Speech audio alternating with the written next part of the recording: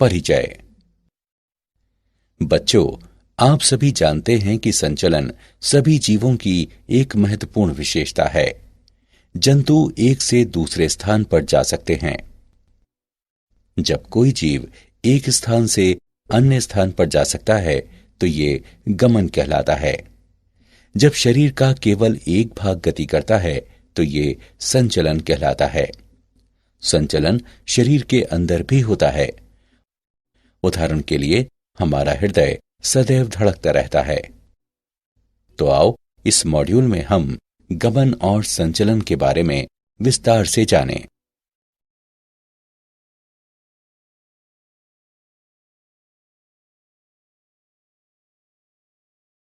उद्देश्य।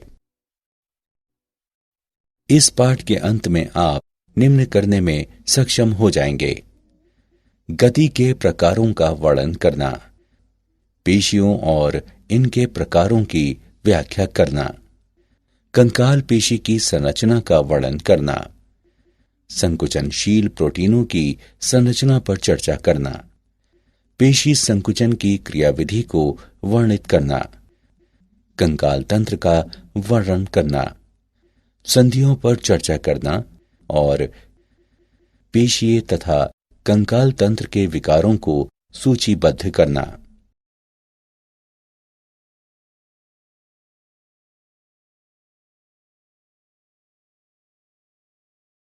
गति के प्रकार। वह गति जिसमें अवस्थिति या स्थान परिवर्तन हो जाता है गमन कहलाती है।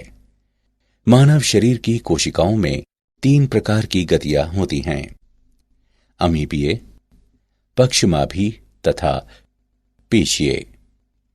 अमीबीय संचलन। अमीबीय गति होने पर कोशिकाएं अनेक जीवद्रव्यी प्रक्षेपण या कुकुटपाद कोशिका के आगे की ओर प्रेषित करती हैं। पक्षमाभ संचलन। पक्षमाभ गति उन अंगों में होती है जो पक्षमाभ उपभित्ति से आस्तारित होते हैं। उदाहरण के लिए श्वास नली में पक्षमाभों की समन्वित गति से धूल कण युक्त श्लेष्मा को फेफड़ों से दूर हटाने में सहायता मिलती है। पेशीय संचलन। पेशीय गति मानव शरीर में एक अत्यंत महत्वपूर्ण प्रकार की गति है, जैसे कि जीवा की गति इत्यादि। पेशियों की संकुचनशीलता हमें गमन और अन्य प्रकार की गतियां करने में समर्थ बनाती है।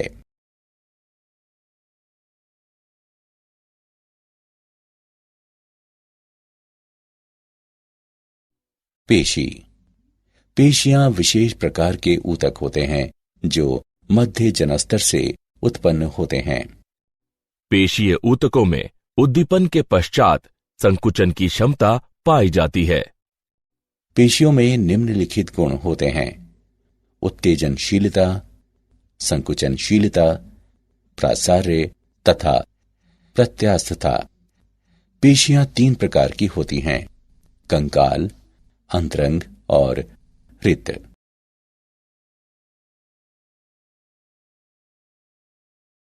पेशियों के प्रकार। कंकाल पेशियां रेखित पेशियां होती हैं जो कंकाल से जुड़ी रहती हैं। ये हमारे शरीर का 50% भार निर्मित करती हैं और ये चलन क्रिया तथा कंकाल को सपोर्ट करने में मदद करती हैं। ये तंत्रिका तंत्र के ऐच्छिक नियंत्रण में कार्य करती हैं, इसलिए ये ऐच्छिक पेशियां भी कहलाती हैं। अंतरंग पेशियां ऐसी पेशियां होती हैं जो हमारी रुधिर वाहिनियों में तथा शरीर के आंतरिक अंगों में स्थित होती हैं। अंतरंग पेशी कोशिकाओं पर धारियां नहीं होती और इसलिए ये चिकनी पेशियां भी कहलाती हैं। ये तंत्रिका तंत्र के ऐच्छिक नियंत्रण में नहीं होती और इसलिए ये अनैच्छिक पेशियां भी कहलाती हैं। हृदय पेशियां हृदय की पेशियां होती हैं। हृदय पेशी कोशिकाएं प्रायः विशाखित होती हैं। ये अनैच्छिक तथा रेखित होती हैं।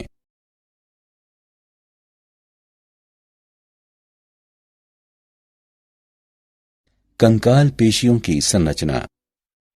पेशी अनेक पेशी तंतुओं से बनी होती है जिन्हें पूलिकाएं कहते हैं, जो परिकोशिका कहलाने वाली एक संयोजी ऊतक परत द्वारा एक दूसरे से पृथक होते हैं।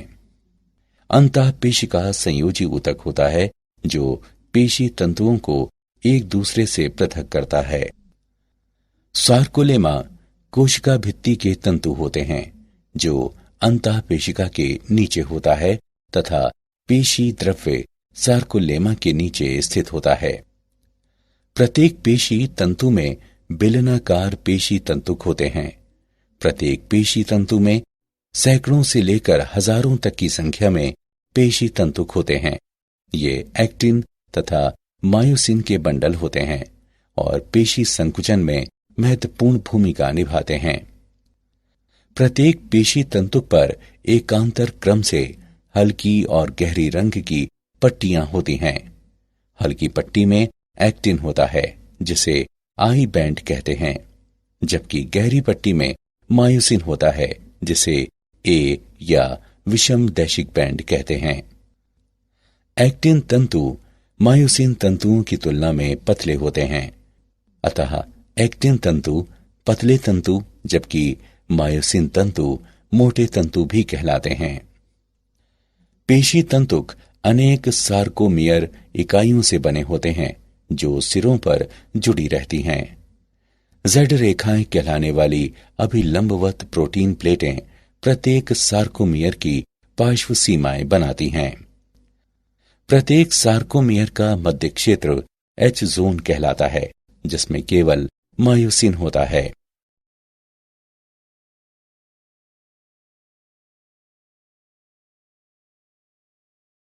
संकुचनशील प्रोटीन की संरचना। एक्टिन एक गोलाकार प्रोटीन जी एक्टिन है जो दोहरे कुंडलित तंतुओं यानी एफ एक्टिन में बहुलीकृत होता है। ट्रोपोमाइसिन तथा ट्रोपोनिन पतले तंतुओं के अन्य निर्माणक हैं। ट्रोपोमाइसिन एक्टिन तंतुओं पर पूरी लंबाई में जाते हैं और मायोसिन के बंध बनाने वाले स्थानों को ढक कर रखते हैं। एक मायोसिन तंतु असंख्य एकल की प्रोटीनों से बना होता है जो मेरोमायोसिन कहलाते हैं। प्रत्येक मेरोमायोसिन के दो भाग होते हैं, भारी मेरोमायोसिन यानी HMM तथा हल्का मेरोमायोसिन यानी LMM। भारी मेरोमायोसिन का गोलाकार सिर होता है जो एक्टिन तंतु से जुड़ा भाग होता है। मेरोमायोसिन अवयव अर्थात सिर एवं छोटी भुजा पर नियत दूरी तथा आपस में एक नियत दूरी नियत कोण पर ए तंतु पर बाहर की तरफ उभरे होते हैं जिसे क्रॉस भुजा कहते हैं।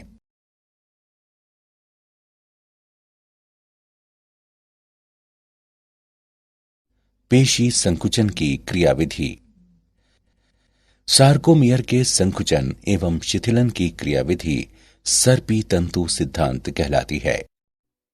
संकुचन के दौरान सार्कोमियर छोटे हो जाते हैं, हालांकि एक्टिन और मायोसिन तंतुओं का आकार समान बना रहता है।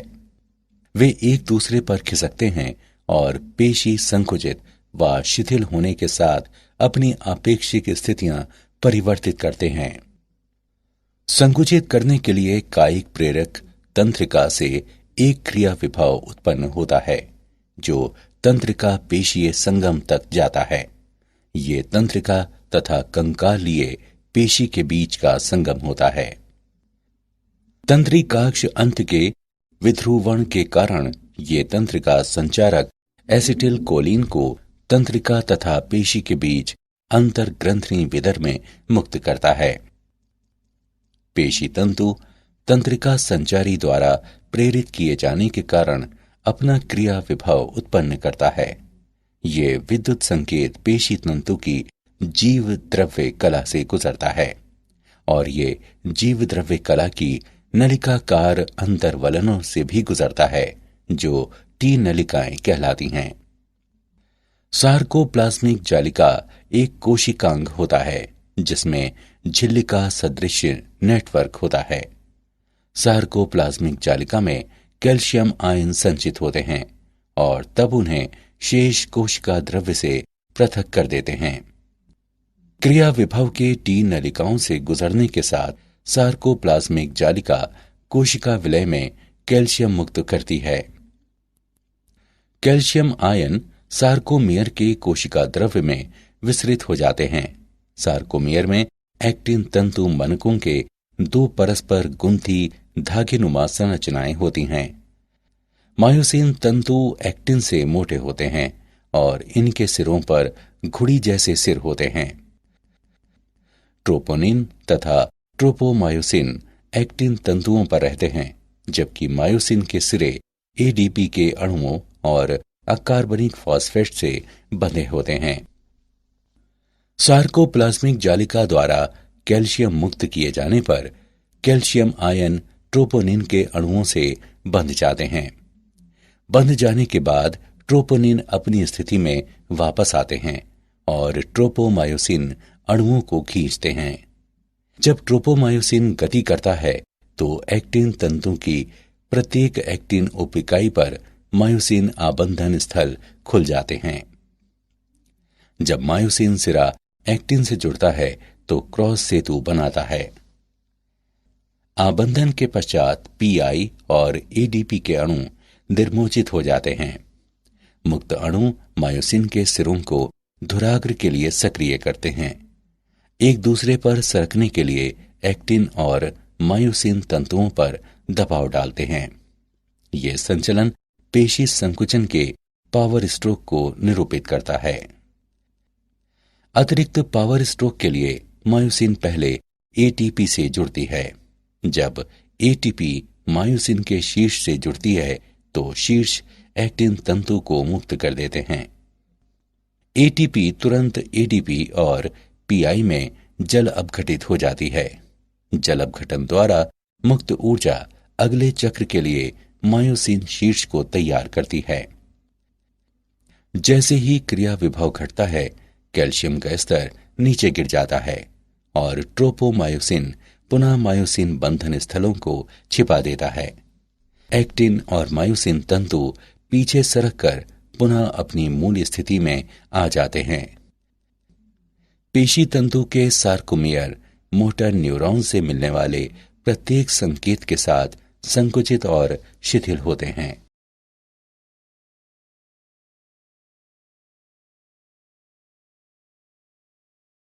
कंकाल तंत्र। कंकाल तंत्र जंतु के शरीर के लिए ढांचा है और ये अस्थियों एवं उपास्थियों का बना होता है। मनुष्य में 206 अस्थियां और कुछ उपास्थियां होती हैं।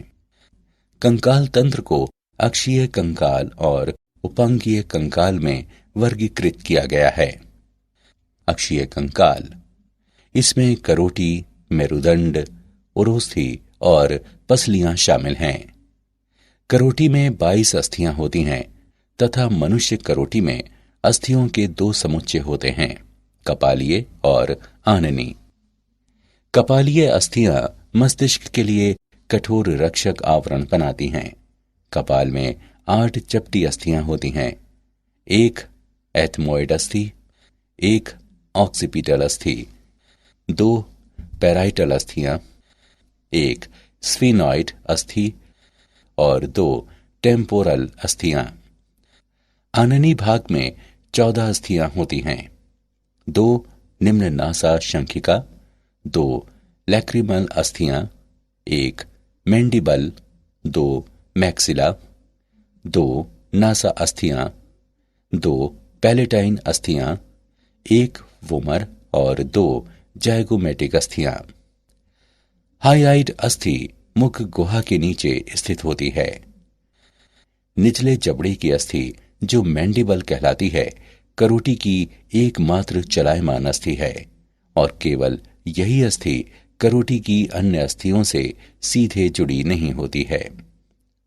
कर्ण में 3 छोटी अस्थियां होती हैं, मैलियस, इनकस एवं स्टेपीज, जो सामूहिक रूप से कर्ण अस्थिकाएं कहलाती हैं।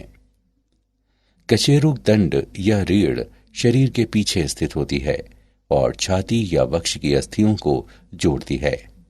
यह कंकाल का मध्य भाग बनाती है। ये मेरुरज्जु की सुरक्षा करती है और करोटी को सहारा प्रदान करती है। कशेरुक दंड को 5 क्षेत्रों, 7 ग्रीवा, 12 वक्षीय, 5 कटी, संयोजित त्रिक और संयोजित अनुत्रिक में विभाजित किया गया है। पहली कशेरुक एटलस है। पसलियां चपटी, संकरी अस्थियां और पसलियों की 12 जोड़ियां होती हैं। पहली 7 जोड़ी पसलियां, इनको वास्तविक पसलियां कहते हैं क्योंकि ये सीधे उरोस्थी से जुड़ी होती हैं। पसलियों का मुख्य कार्य फेफड़ों व हृदय की सुरक्षा करना है। पसलियों की 8वीं, 9वीं और 10वीं जोड़ियां कचाव उपास्थि की सहायता से 7वीं पसली से जुड़ी होती हैं। ये कूट पसलियां कहलाती हैं। पसलियों की 11वीं और 12वीं जोड़ी अधर में जुड़ी नहीं होती है, इसलिए वे पलावी पसलियां कहलाती हैं।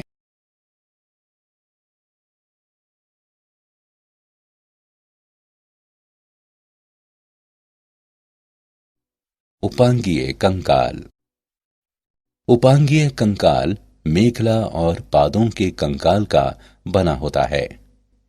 उच्च पाद अंश यानी स्कंध मेखला से जुड़े होते हैं और निम्न पाद श्रोणी यानी कूल्हा मेखला से जुड़े होते हैं।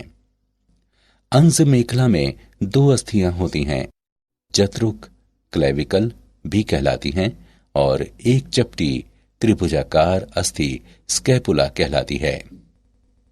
अग्रपाद की अस्थियां हैं ह्यूमेरस, रेडियस और अल्ना। काप्रल्स यानी 8 अस्थियां, मेटाकाप्रल्स यानी 5 अस्थियां और फेलेंजेज यानी 14 अस्थियां। श्रोणी मेखला में 2 बड़ी श्रोणी अस्थियां होती हैं जो कॉक्सल अस्थियां कहलाती हैं। प्रत्येक श्रोणी अस्थि 3 अस्थियों के संलयन से बनी होती है, इलियम, इस्चियम और प्यूबिस। इन तीनों में इलियम सबसे बड़ी होती है और श्रोणी अस्थि का ऊपरी भाग बनाती है। पश्चपाद की अस्थियां फीमर सबसे बड़ी अस्थि, टिबिया और फिबुला, टॉर्सल यानी 7 अस्थियां, मेटाटार्सल 5 अस्थियां और फेलेंजेज 14 अस्थियां हैं।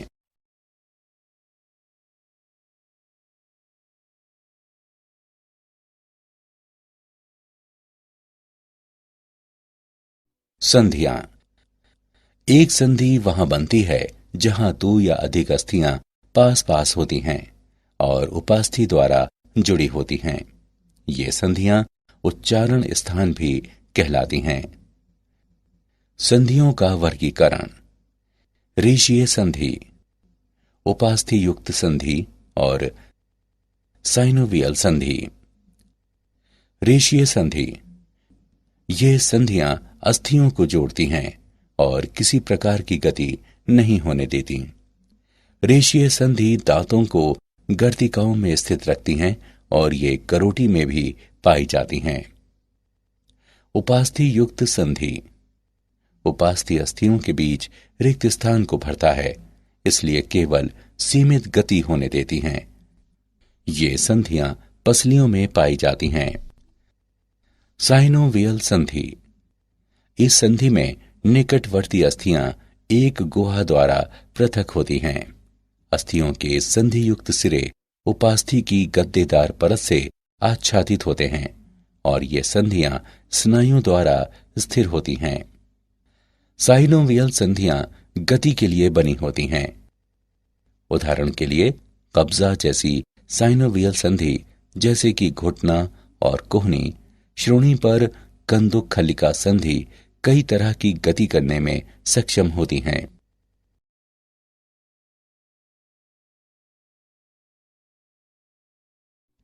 पेशीय तथा कंकाल तंत्र के विकार। माइस्थेनिया ग्रेविस, ये एक स्वप्रतिरक्षा विकार है जिससे पेशियां कमजोर हो जाती हैं। पेशीय दुष्पोषण, ये आनुवंशिक रोगों का समूह है जिसके कारण पेशी तंतु क्षतिग्रस्त होने की संभावना रहती है। अपतानिका, ये असामान्य दशा है जिसमें गलत कैल्शियम उपापचय के कारण पेशियों में दर्दनाक ऐंठन होती है।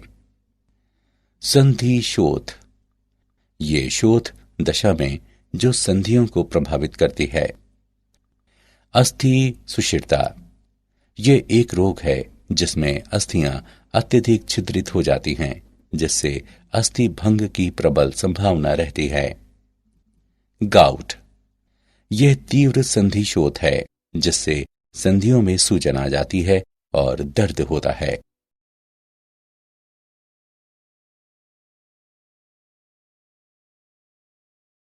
क्या आप जानते हैं ऑस्टियोकैल्सियन प्रोटीन हमारी अस्थियों की मजबूती में एक महत्वपूर्ण भूमिका निभाती है।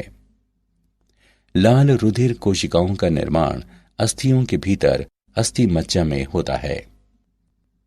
अस्थियों में 50% जल और 50% ठोस पदार्थ होता है।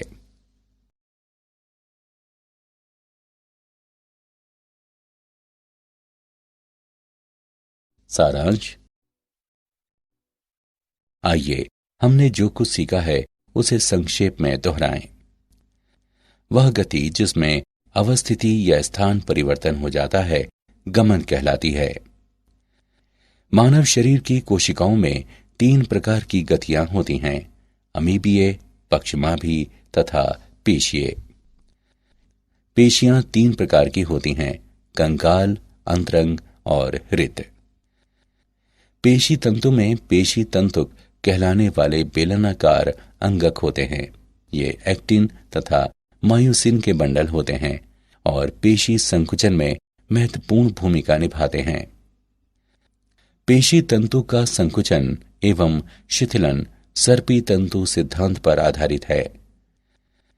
मनुष्य में 206 अस्थियां और कुछ उपास्थियां होती हैं।